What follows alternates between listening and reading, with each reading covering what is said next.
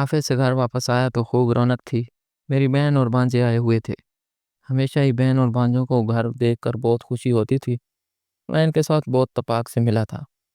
آج تو میرے بہنوئی بھی بہن کے ساتھ آئے ہوئے تھے۔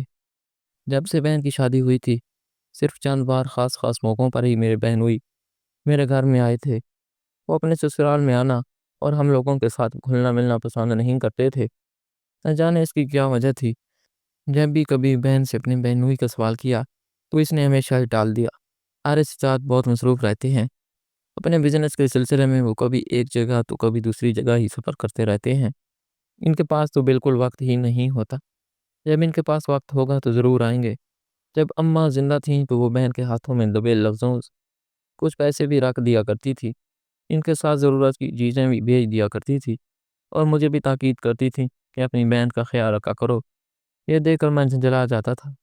ان دنوں میرے حالات بھی اچھے نہیں تھے اور میری نوکری بھی نہیں تھی۔ جو بھی پیسے ہوتے وہ اماں کے ہاتھ میں رکھ دیا کرتا تھا۔ چھوٹی موٹی نوکری کر کے اپنا اور اماں کا پیٹ پال رہا تھا۔ اماں کو بہن کے ہاتھ میں پیسے دیتے دیکھ کر مجھے غصہ آ جاتا۔ اماں، ہمارے اپنے خرچے پورے نہیں ہوتے، تم بہن کو دے دیتی ہو۔ آخر بہن کے پاس کس چیز کی کمی ہے؟ اتنا بڑا گھر ہے، نوکر چاکر ہیں، میرا بہنوئی لاکھوں میں کماتا ہے، پھر بھی تم بہن کی مٹھی گرم کرتی ہو۔ اماں کہتی تم کچھ نہیں جانتے بیٹا، تم وہ نہیں سمجھ رہے جو میں سمجھتی ہوں۔ اگر بیٹیاں میکے سے خالی آ جائیں تو وہ تنکے سے بھی زیادہ خالی ہو جاتی ہیں۔ ان کی کوئی عزت نہیں رہتی۔ بیٹیوں کی عزت بنانے کے لیے ان کے سسرال میں دینا لانا پڑتا ہے اور مجھے رسموں کی سمجھ نہیں آتی تھی۔ اماں کے انتقال کے بعد میں بالکل اکیلا ہو گیا تھا۔ بہن میرے پاس آئی، ہم دونوں مل کر اماں کی باتیں کرتے اور پھر تھوڑی دیر بعد بیٹھ کر واپس چلی جاتی تو میں ایک بار پھر سے اداس ہو جاتا۔ میری ایک بچپن کے دوست کے ساتھ ملاقات ہوئی۔ اس وقت میری جاب بھی ختم ہو گئی تھی۔ دوست نے مشورہ دیا کہ اس کے ساتھ کاروبار کر لو۔ میں نے اس سے صاف لفظوں میں بتایا کہ میرے پاس بالکل پیسہ نہیں ہے، کاروبار کرنے کے لیے لاکھوں کی رقم چاہیے۔ تب دوست نے میری بہت مدد کی۔ اس نے انویسٹمنٹ کی اور میں نے وقت دیا۔ اپنی ساری قابلیت، صلاحیت اور ذہانت میں نے اس کے کاروبار کو دی تو کاروبار دن دگنی رات چگنی ترقی کرنے لگا۔ ہم دونوں 50% کے مالک تھے۔ اب میری زندگی کے حالات بدلنے لگے تھے۔ میں اکثر سوچتا کہ کاش اماں زندہ ہوتی تو وہ میری ترقی اور کامیابی دیکھ کر کتنا خوش ہوتی، مگر افسوس کہ وہ یہ سب دیکھنے سے پہلے ہی دنیا چھوڑ کر چلی گئی۔ اکثر بہن کے ساتھ گھر آتا جاتا رہتا، وہ بھی میرے گھر آتی، مگر میں نے کبھی اس کو یا بہن کے بھانجوں کو کچھ بھی دینے کی ضرورت محسوس نہیں کی تھی۔ لگتا تھا کہ اس کے گھر کا خاوند میں خدا کا دیا سب کچھ ہے، اس سے مجھ سے میرے چند ہزار کی کیا ضرورت۔ میں نے اپنا نیا بڑا سا گھر بنا لیا تھا، پرانا گھر بیچ دیا تھا اور پھر میں نے اپنا ایک الگ سا کاروبار شروع کر لیا اور اللہ نے مجھے بہت سارا پیسہ دیا۔ ہر مہینے اب میں غریب لوگوں کی مدد کرتا تھا۔ میں نے اپنی پسند کی ایک لڑکی سے شادی بھی کر لی تھی۔ ہم دونوں خوشی خوشی اپنی زندگی گزار رہے تھے۔ ابھی بھی بہن میرے گھر آتی جاتی تھی، پر اس کے آنے جانے کا دورانیہ کم ہو گیا تھا۔ میں نے یہ بات محسوس کی تھی کہ میری بہن بہت اداس تھی۔ جب بھی آتی تو اس کی آنکھوں میں نمی ہوتی، شاید وہ اماں کی کمی کو محسوس کر رہی تھی۔ اماں کی کمی تو مجھے بھی ہر قدم پر محسوس ہوتی تھی، اور آج اتنے دنوں بعد میرے بہنوئی بھی تشریف لائے ہوئے تھے۔ انہیں دیکھ کر مجھے بہت اچھا لگا۔ وہ مجھ سے میرے کاروبار کے بارے میں بات چیت کرنے لگے اور میں ان کے ساتھ باتوں میں مغروب ہو گیا تھا۔ کھانا کھانے کے بعد وہ لوگ رخصت ہو گئے۔ میں نے محسوس کیا کہ میرا بہنوئی بار بار میری بہن کو اشارہ کر رہا تھا، اسے کچھ کہنے پر اکسا رہا تھا، مگر میری بہن نظریں چرا رہی تھی، وہ بات کہنے سے ہچکچا رہی تھی۔ میں نے اس بات کا ذکر اپنی بیوی ناشتہ سے کیا تو وہ ہنس کر ٹال گئی۔ آپ کا وہم ہے، سجاد بھائی نے ایسی کوئی بات نہیں کی ہوگی۔ آپ کی بہن تو بہت فرما بردار ہیں، اپنے شوہر کی اتنی عزت کرتی ہیں کہ اگر ان کے شوہر کچھ کہتے ہیں تو وہ ان کی بات سے کیسے انکار کرتی۔ میں خاموش ہو گیا تھا اور اس بات کو اپنے ذہن سے نکال دیا۔ اب اللہ کا مجھ پر بہت کرم ہو گیا تھا۔ میں ہر مہینے 10 لاکھ کی رقم صدقہ خیرات کے طور پر غریبوں میں تقسیم کیا کرتا تھا۔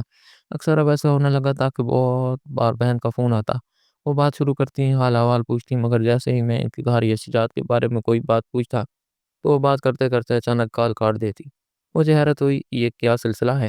میں دوبارہ نمبر ملاتا تو گھنٹی جاتی رہتی مگر فون نہ اٹھایا جاتا۔ کافی دیر بعد جب میں خود کو ان کا فون اٹھاتا تو بڑی سہمی ہوئی آواز میں کہتی، بھائی وہ اصل میں سگنل چلے گیا تھی یا بیٹری ختم ہو گئی تھی۔ ان کے لہجے میں ایک عجیب سی لرزش ہوتی تھی، جیسے وہ کچھ کہنا چاہتی ہوں لیکن ان کے لبوں پر ہاتھ رکھ دیتا ہوں۔ ان کی آواز میں وہ پہلے جیسی کھنک باقی نہیں رہی تھی، بلکہ ایک ایسی اداسی گھر گئی تھی جو فون کی لہروں کے ذریعے میرے دل تک پہنچتی تھی۔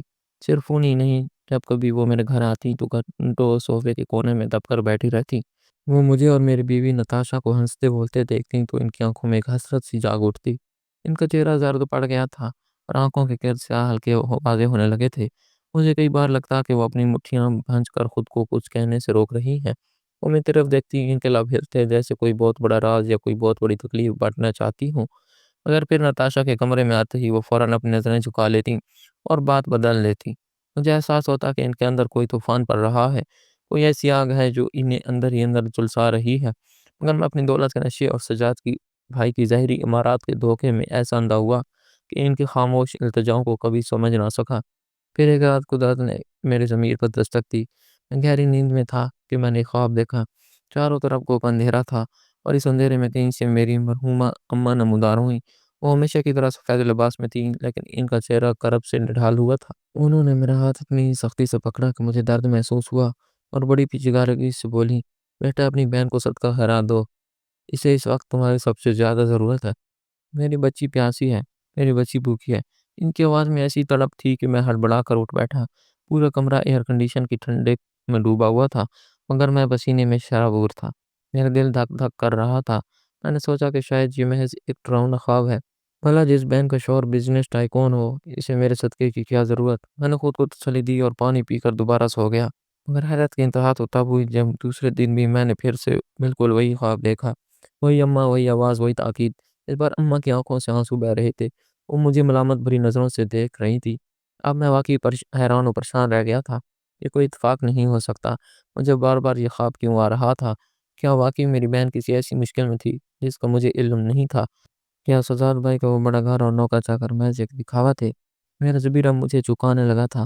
میں نے فیصلہ کیا کہ میں اسے براہ راست پیسے دے کر اس کی غیرت نفس کو ٹھیس نہیں پہنچاؤں گا، بلکہ ڈھیر سارا راشن اور ضرورت کو سامان لے کر اس کے گھر جاؤں گا تاکہ یہ ایک تحفہ بھی بن جائے اور اس کی ضرورت بھی پوری ہو جائے۔ اگلے دن میں نے اپنی گاڑی کی ڈگی کو آٹے، چینی، گھی، دالوں اور بچوں کے لیے پھلوں اور مٹھائیوں سے بھر لیا۔ جیسے جیسے میں اس سے پوش علاقے کی طرف بڑھ رہا تھا، میرے دل کی دھڑکن تیز ہو رہی تھی۔ جب میں ان کے گھر والی گلی کے موڑ پر پہنچا تو وہاں کچرے کا ایک بہت بڑا ڈھیر تھا۔ بدبو کے بہکے اٹھ رہے تھے۔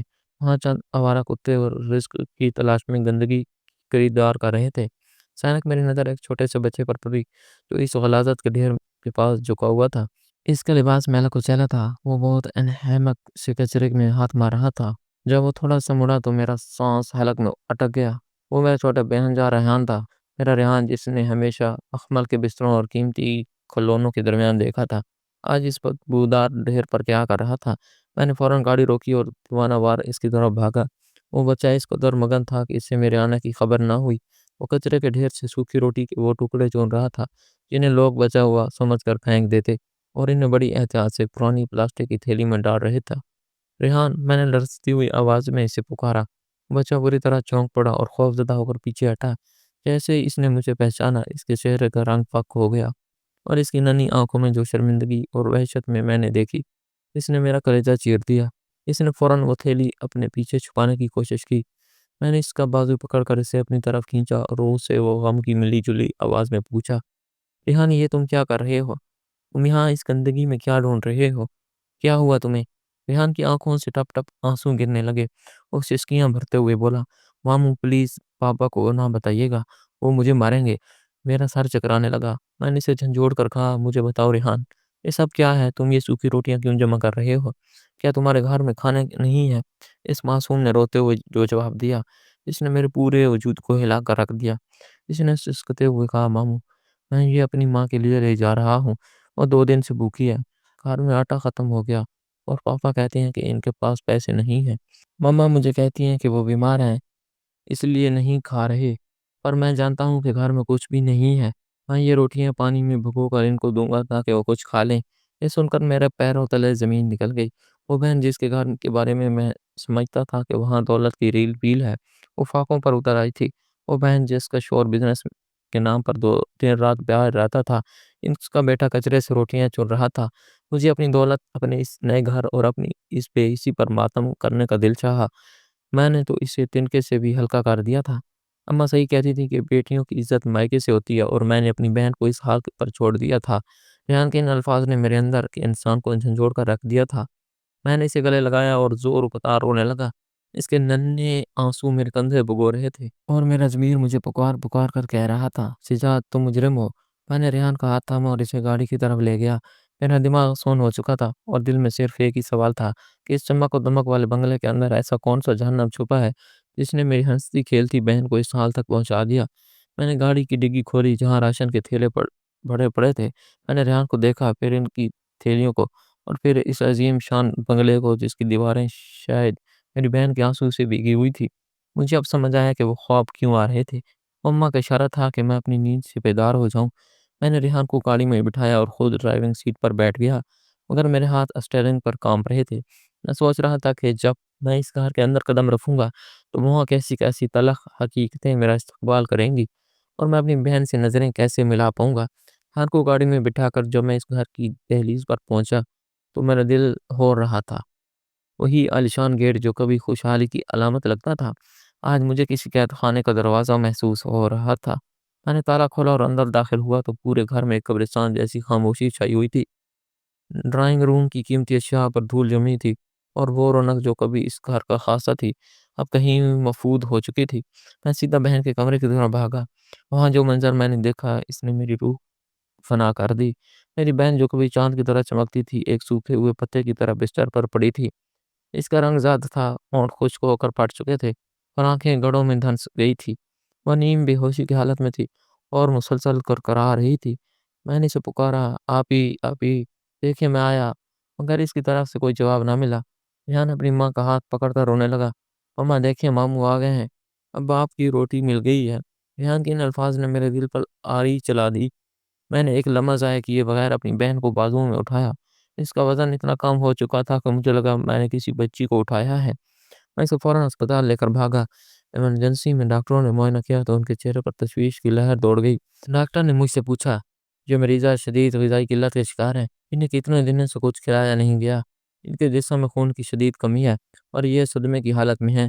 میں ڈاکٹر کے سوال کا کوئی جواب نہ دے سکا، صرف شرمندگی سے میرا ساتھ جو گیا۔ 2 دن تک وہ بے ہوشی کی حالت میں رہی۔ میں اسپتال کے کوریڈور میں بیٹھا اپنی دولت اور اپنی غفلت پر آنسو بہاتا رہا۔ نتاشا بھی آ گئی تھی، وہ بھی بہن کی یہ حالت دیکھ کر سکتے میں تھی۔ وہ بار بار اپنی باتوں پر معافی مانگ رہی تھی کہ اس نے مجھے بہن کی مدد کرنے سے روکا تھا۔ تیسرے دن کی صبح جب سورج کی پہلی کرن کمرے میں آ پہنچی، آپی نے آہستہ سے آنکھیں کھولی۔ مجھے اپنے سرہانے دے کر ان کی آنکھوں سے آنسو جاری ہو گئے۔ میں نے ان کا ہاتھ تھاما اور کہا، آپیا یہ سب کیسے ہوا؟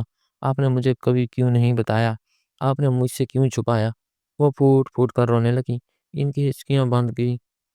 کچھ دیر بعد جب وہ سنبھلیں تو انہوں نے وہ لرزہ خیز حقیقت بیان کی جس کا مجھے گمان تک نہ تھا۔